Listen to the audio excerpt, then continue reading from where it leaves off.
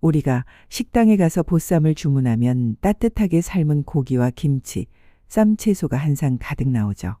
우리가 잘 아는 그 보쌈입니다. 그런데 조선시대에 누군가가 보쌈을 했다라고 말하면 그건 고기를 삶았다는 뜻이 아니라 사람을 통째로 싸들고 갔다는 뜻이었습니다. 한밤중 적막한 마을 어귀, 이불을 뒤집어 쓴 사람 하나가 덩치 큰 사내의 등에 엎여 달빛 속으로 사라져 갑니다. 지금 우리의 기준으로 보면 이 장면은 명백한 납치이고 범죄입니다. 그런데 조선 사람들 중에는 이 장면을 보고 속으로 잘됐다 하며 박수치는 사람들도 있었습니다. 도대체 어떤 상황이었길래 과부를 이불에 싸서 업어가는 일이 조선의 기묘한 결혼 편법이 되었을까요? 오늘 역사풍자극장 조선 흑역사 열전에서는 고기가 아니라 사람을 싸던 조선의 이상한 재혼 시스템 보쌈 이야기를 해보겠습니다.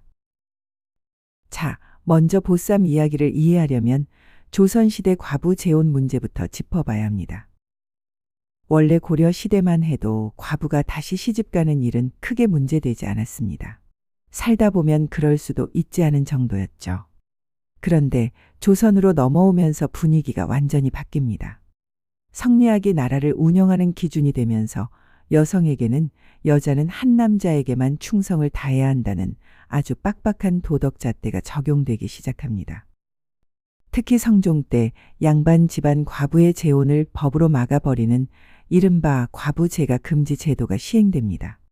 법의 내용은 대략 이렇습니다. 남편이 죽은 뒤에 다시 시집을 가면 그 여자의 아들과 손자는 과거 시험을 볼 수 없다. 한마디로 엄마가 다시 행복해지면 자식의 미래는 끝이다라는 협박이었던 겁니다. 이렇게 되니 어떤 일이 벌어졌을까요? 젊은 나이에 남편을 잃은 여인은 그대로 남편 집에 묶여서 평생 시댁 살림을 도맡게 됩니다. 양반가에서는 수절한 과부를 칭찬하면서 정려문을 세워주고 고을 사람들은 다 함께 절개 있는 여인이라고 추켜 세웁니다. 반대로 재가한 과부는 절개를 지키지 못한 여자라는 낙인이 찍혀버립니다. 겉으로 보기에는 고상한 도덕처럼 들리지만 실제로는 한 여자의 인생을 통째로 묶어버리는 제도였습니다. 하지만 인간은 법보다 더 강한 두 가지에 흔들리는 존재입니다. 바로 마음 그리고 밥벌이입니다. 나도 다시 사랑하고 싶고 혼자서는 살 형편도 안 되는데 죽을 때까지 여기서 이렇게만 살라고. 그렇게 막혀버린 현실 속에서 조선 사람들은 법이 막아놓은 길 옆에 비밀 통로를 하나 팝니다.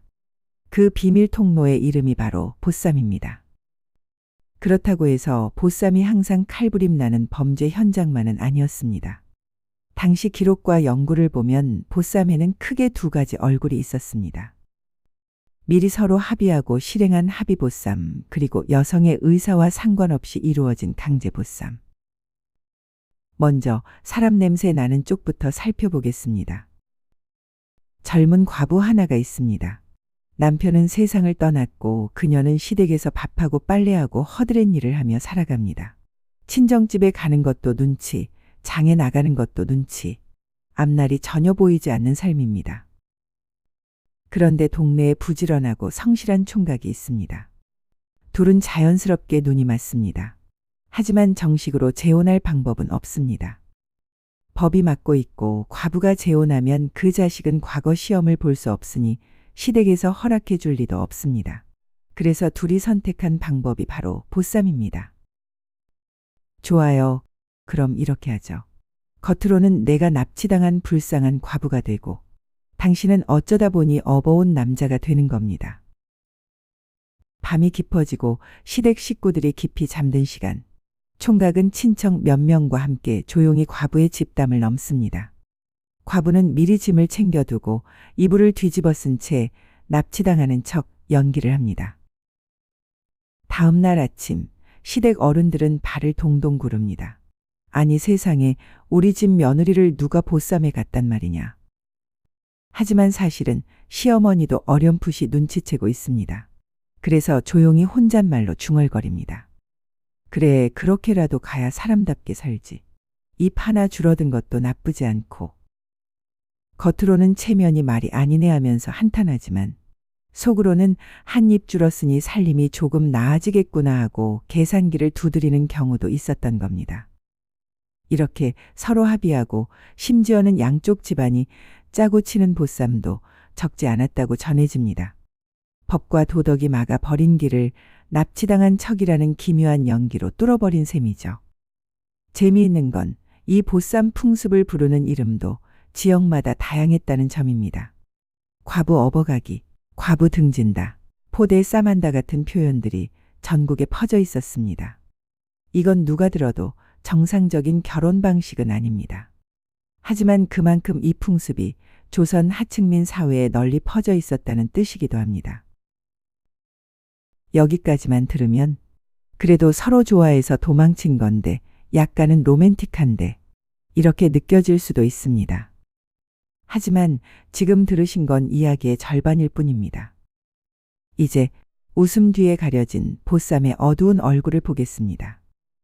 문제는 보쌈이 언제나 합리적이고 낭만적이고 자발적인 선택이었던 것은 아니었다는 점입니다. 실제로는 여성의 의사와 상관없이 힘과 폭력이 동원된 강제 보쌈도 적지 않았습니다. 젊고 예쁜 과부가 마을에 있다는 소문이 나면 밤마다 수상한 사내들이 그 집 주변을 서성이는 경우가 많았고 실제로 완전히 납치에 가까운 보쌈이 벌어지기도 했습니다. 어떤 기록과 연구에는 보쌈 과정에서 심각한 피해를 입고 견디지 못해 극단적인 선택을 한 여성들 이야기도 있습니다. 드라마와 소설에서는 새로운 사랑을 찾아 탈출한 과부 같은 로맨틱한 이야기로 만들어지기도 합니다. 그러나 현실의 조선에서 보쌈은 한편으로는 사랑의 탈출구였지만 다른 한편으로는 약자에게 또 다른 폭력을 가하는 도구이기도 했습니다. 국가 입장에서도 보쌈은 명백한 불법 약탈혼이었습니다. 다만 현실에서는 서로 힘없는 하층민끼리 벌이는 일이라며 어느 정도 눈 감아주는 분위기도 있었고 문제가 크게 되면 벌을 주기도 했지만 항상 일관되게 막지는 못했습니다. 왜 그랬을까요? 그 출발점인 과부제가 금지라는 제도가 현실과 너무 동떨어져 있었기 때문입니다. 하지 말라니까 편법으로라도 하겠다. 조선의 도덕 기준이 너무 빡빡해지자 서민들은 결국 보쌈이라는 비정상적인 통로를 만들어냈고 그 과정에서 또 다른 피해자들이 나올 수밖에 없었습니다. 이제 정리해 보겠습니다. 보쌈은 분명히 조선 흑역사 가운데 하나입니다. 국가는 절개와 명분을 내세워 과부의 재혼을 막았습니다. 젊은 여성의 삶을 시댁이라는 공간에 평생 붙들어 두려고 한 것이죠. 그러자 서민들은 보쌈이라는 탈법 수단을 통해 그 벽을 넘으려 했습니다. 그 과정에서 누군가는 새로운 삶을 얻었지만 또 다른 누군가는 폭력과 눈물 속에 내던져졌습니다. 역사 속 보쌈을 낭만적인 사랑 이야기로만 포장하는 것은 위험합니다. 피해를 당한 사람들의 고통과 현실을 지워버릴 수 있기 때문입니다. 그러나 동시에 우리가 봐야 할 지점은 개인의 일탈보다 그런 편법을 낳게 만든 사회 구조입니다. 과부는 다시 사랑해서는 안 된다. 제가 한 여자의 자식은 시험도 볼 수 없다. 이렇게 사람의 삶을 틀 안에 우겨 넣으려고 했던 사회가 결국 스스로 만든 틀을 피하려는 수많은 꼼수와 비극을 함께 만들어냈던 겁니다. 그렇다면 지금 우리의 현실은 어떨까요? 겉으로는 도덕과 명예, 체면을 말하면서 실제로는 사람들을 구석으로 몰아넣고 있지는 않은지, 선택지를 하나만 남겨놓고 이 길 말고는 다른 방법이 없다라고 강요하고 있지는 않은지 한 번쯤 돌아볼 필요가 있습니다. 그래서 오늘의 질문은 이것입니다. 조선의 보쌈이 그저 미개한 옛 풍습에 대한 이야기일 뿐일까요? 아니면 지금 우리 사회를 돌아보게 하는 거울일까요?